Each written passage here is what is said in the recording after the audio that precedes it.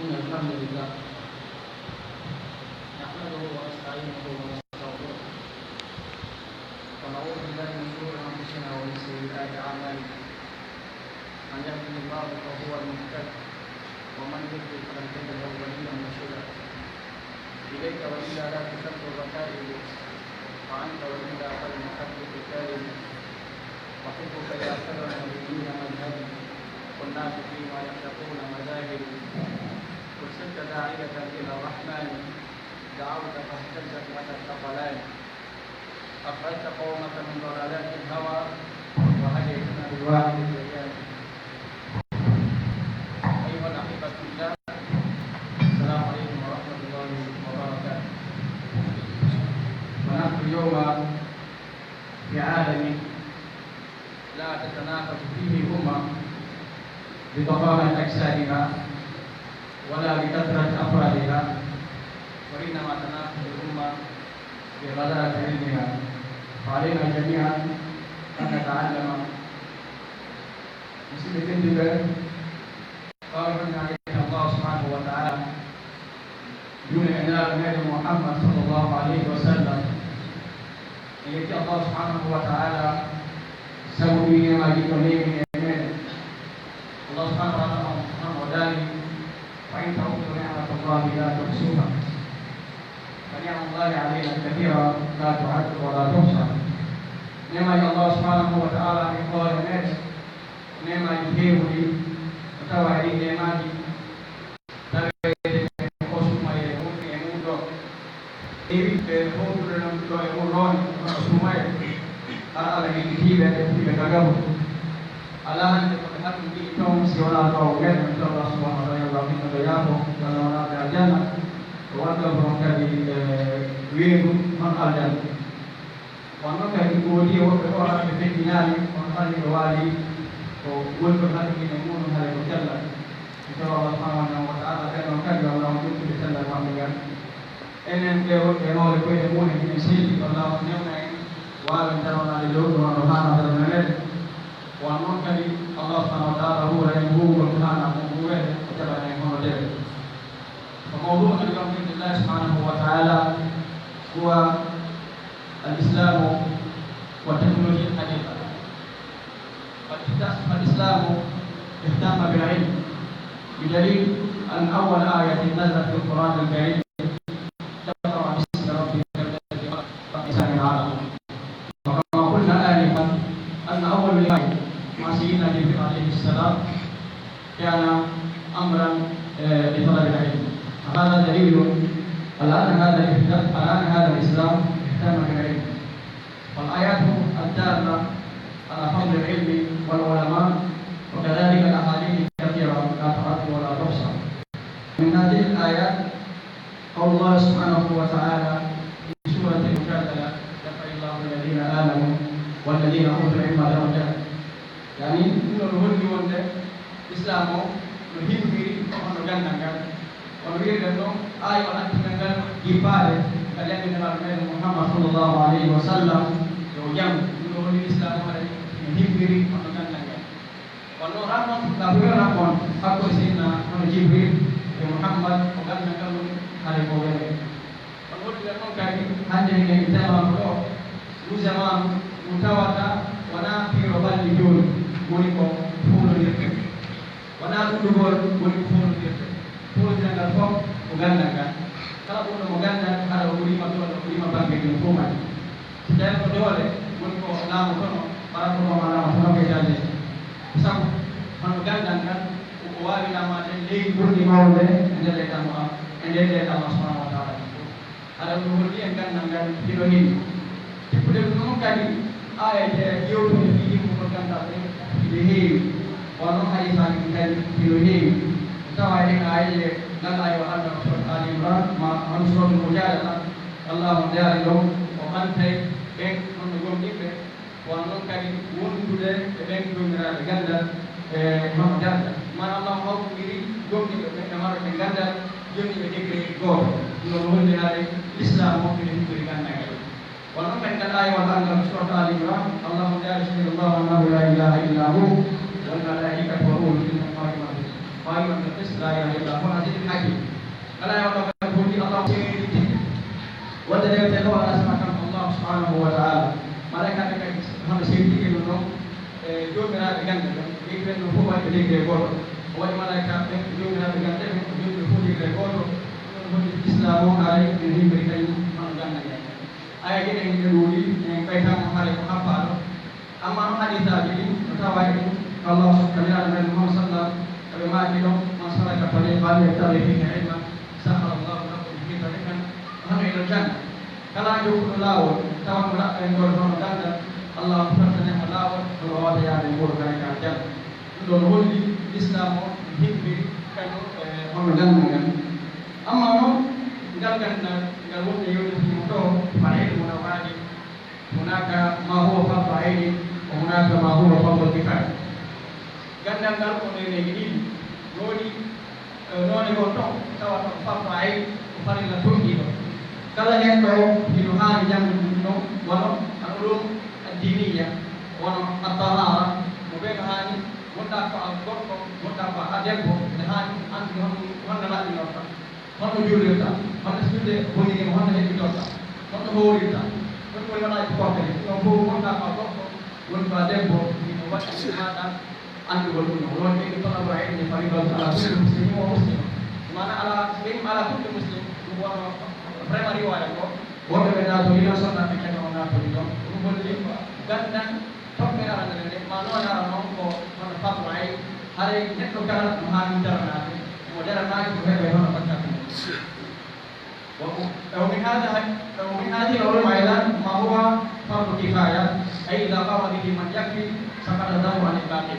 هو يفكر إن بلدك توانا وفر الله يوم ينتهي. سين بجينا كواري درناد. إذا ربي كنا هانا درناد هذا يبقى كذي هو ده.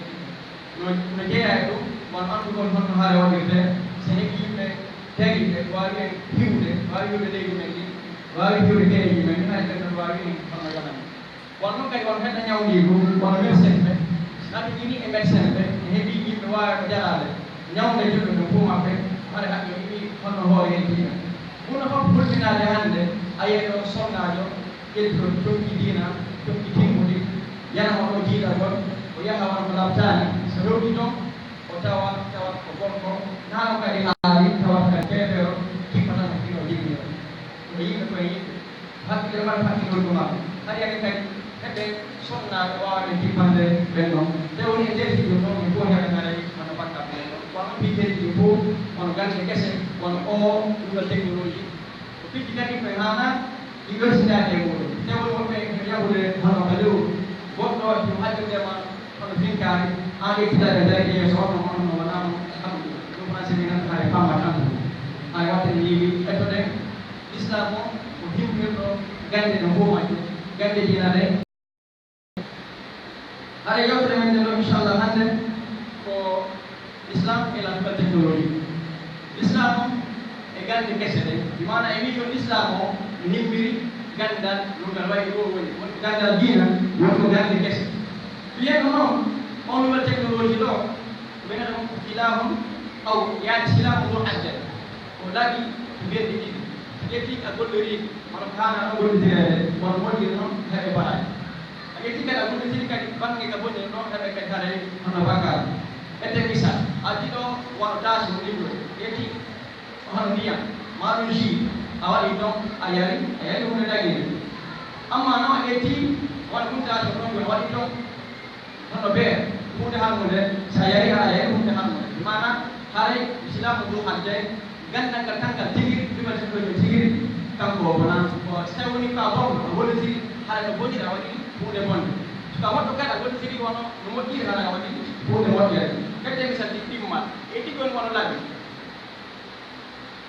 Awali ini kepada Allah Subhanahu Wa Taala. Hari ayusi hamdamu. Apalagi Allah Subhanahu Wa Taala awali mungkin lagi. Itu no kita dia dan tapi di mana kau awali di kau mana apa ini awali mungkin pun. Ada kalau mana kamu tiga hari orang pun. Sehari obligatoire ada di ini, obligatoire ada di ordinateur, obligatoire ada di internet. Ulino Ini woni base on non wala téléphone ara ma bigeti ko vraiment real o ordinateur mo natte do fi ko woni ordinateur yo kala mo ngene janga ta hanan ko woni sari fi ko ka français et c'est un appareil électronique qui reçoit qui garde et qui renvoie et qui effectue la communication à distance appareil moi diable de communication appareil ko no courant ala appareil wata on ko appareil wata sa windi ma amari ton gordu da wawi hebde saka falla o jaay tan appareil ke wone do communication c'est dari hande da wawi wonde do yobda ko tamere wawi wonde do yobda e wondo vraiment lede wodi dum ko wona tan woni ko wata walli danda to hande c'est pas non ma windo do lede c'est pas de wali on basa wona do lew wona do biki wona do biki tan woni mo bitaka ko bari tamima ko yata kare do won to mare be inda leta hare ko te ngara ko liga ma do do dunda le dron ko lawa sona woni ko le dron o ya no jakka kan so wawa jabi ta ma se o ara ko no ara donc no do woni ordinateur mana ko jihaju elektronium يقوم باستقبال البيانات ومعالجتها وتحسينها كما يقوم بعملية الاتصال عن بعد هذا هو الجهاز الحاسوب نقول ordinateur bu ne tawata ko dagi le singol tini won kana dum tede kay nafaji heewo imono wala internet ko mo internet benete en français c'est de créer un lien entre deux ou plusieurs appareils pour échanger des données et des informations بمعنى هو عبارة عن ربط جهازين فأكثر من أجل تبادل البيانات والمعلومات internet to yubbinir ko appareil heewo tawno lagge do ko appareil ni do ni vraiment ni do ni wodino Sénégal wodino Amérique yubbinir ko fofu ki waw wattu de konko wonno dawa ko réseau ko do mawni de non de réseau kan na ni ko woni importance réseau tawa ko won ayma do ko institut ma ko jamia de ko jamia do on tawai ko fanko e mari ga wata no be ma do ora tagi chamata yonde so wadi région or ni ora tek capatati ko ni wawi hawtude imprimante goto yette misal stay ke tiam matilation kamino 500 yete si mato 30 appareil si yeki environ 500 on fois 30 ko hada 45 millions tay won ko ora tay be ko ma so de tam imprimante 45 millions ko buri buri waji ti na dai do so wadi no réseau o ko wawi wonde do in 45 ko intrant no fu imprimant harga imprimant goto hay ta réseau ide entre no kat ko no won ko wonde mana ko won appareil ko won appareil won Amérique ko won appareil won Europe ko won vraiment hono aaji il faut do al haw de kette bisa sari wat ko recherche sawadi lagi ni da fana fi lagi jawadi da hanji recherche no mi lagi wadi envoyer quelques secondes ya na de vidéo di résultat wat awa tan jangu ko no sa appareil di de ko ni ay wadi de wadi échange yone di woni don ay ko woni internet non ko rapide ko fala wide fala hal fi nouvelle technologie xale ko ma xale fi ordinateur xale ma xale fi internet ko rapide ko woni fi video yi aqul qawli hadha sallallahu alaihi wa sallam astaghfirullah wa atubu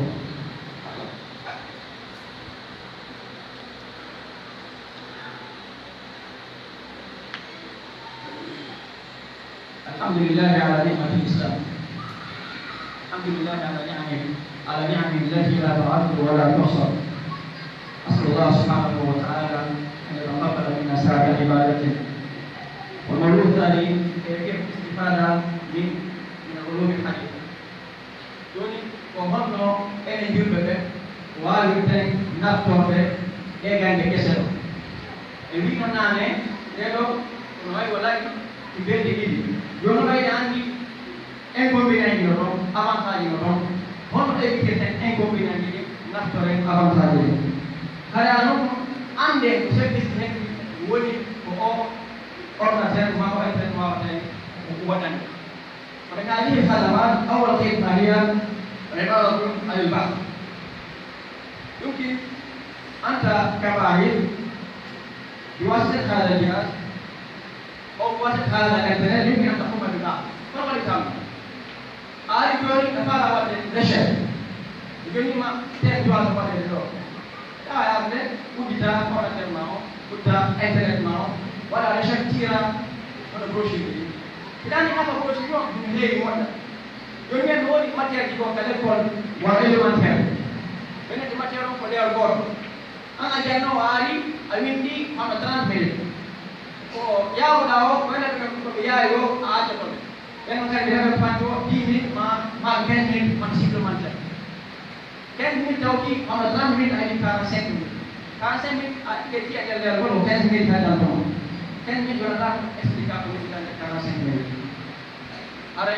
a kisi reta hono mawdo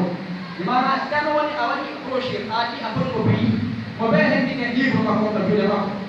are explica leer goto ko se mala explica ay 30 minutes hakana vraiment 30 minutes fi wawate hare mo nagasan nek nage fo ma be ko mo hebe nafa buri wa say woni ha min ya da e brochure ni haga woni nafa mo hebe den mo ko ni mo no to tawa mo appel téléphonique ndari internet on do hande no dum tani en kuudi ni ka ko modda e te misala don ko trawango hono wiata mi benna di société ko hoona mi menen be janga ben woni on ne hebu ay ti wa so di pass mo 1000 francs ma mo 2000 maximum wala te ben 4 heures de temps anot day lagen anot day yas kala ko woni o 24 heures hay ko do 2000 francs to ne ke timisa awani har ko kay won al appel direct wa ta ay ma France ma hela aji ko ko no sapi jël ko ya go na fekk ya ko ka ko 20 ma 30 ma ka te yow ci ma 24 heures de temps ko wala abbo hela mo 500 600 700 yoni andi ka ci ci ko bi ci ko do hande de ma 500 000 ma 100 000 fi ata jël ko ni en te passi dele bi différence ya no ay nak ni la Allah subhanahu wa ta'ala ale ko tawa service di wa be te hebde e tan hono internet no to kadi service ta mo be data atalu hono ango ma atali mango ça la formation à distance tu peux rester ici suivre une formation aux États-Unis suivre une formation en Europe et puis tu reçois ton diplôme en Guinée oui no wow wona to ayaha ha hande Amérique ayaha ha hande Europe wona to dingola atare de internet ko spécial de ko farada dingola yoba buudi di namana ni buudi bomu so visa card mali credit card mana mana ni website million winde ton yaade ne livre di ma di télécharger de ko ke jango wono e contact e janne ha be gayna yaha composa hendola oddi mari ma tane diplôme ay master ay doctorat ya lagi na iwal te de mani konna ma golle mun hande hare profit dani hande mun ko bonde be wonna won lankare ko responsable wono chef de famille ko iri do hono yi heba ko ron ma bawo ga aya hay harata ma hunde do bawo ma kan lankare woni ber ay on formation tawi de ko ma njowo jego sapol hono boni hara heba no na har ko tawa servi do wate nato ko tawa ko be da ko atasawuf ma atijara elektronik benen ko e-commerce ma benen ko marketing dawai won de do soda auto wal won dal ka won wa dembe Allah subhanahu wa ta'ala ni ara de plaza anata ka fansi ma be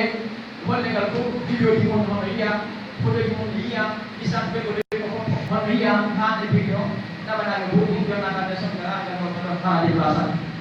ila kan won de ta de ko ni wodi hande ka na ma ko be mangi bu ma ka sa bu seperti ko mango ha be ko ka sa mo ari ko na anga wa de mango de pour le hande di man adresse complète ya on dati o har mari numéro lawon gol mari no numéro bâtiment on mari numéro chambre appartement on mari numéro chambre on mari numéro yo a joni ko nyota hare ma lan har do bela mi ala tan vraiment hare de ko har do mo no mi na website mabbe mi lango plan mi fala o de so ni ko taw ni hare vraiment ma website yolo no nada vraiment commande on yoba ko online no kenna ka be sa on benna dan 30 minutes o ni new war hono sona kenna nya be ja on ni nya bana ko man enen kay hale ko bi kay kay anda de do de kono no to be ko la création des sites Maluai on jangan terima dong, jangan mau dong. Min insyaallah mawaqi. Jangan mau dong, bawa de mau ke, ada mau ke kan menghumpa. Doi berarti akan ini ada fakar kami para kami. Sebab ada landa di bawah itu tidak, bawah kan itu mana ada, prema orang bilang. Kau yang ingin bersih kemau dengan window, harga ini berpelajari, harga ini mana pun online, harga di plaza. Hari ni lah, jadi ni kau nak kawan itu,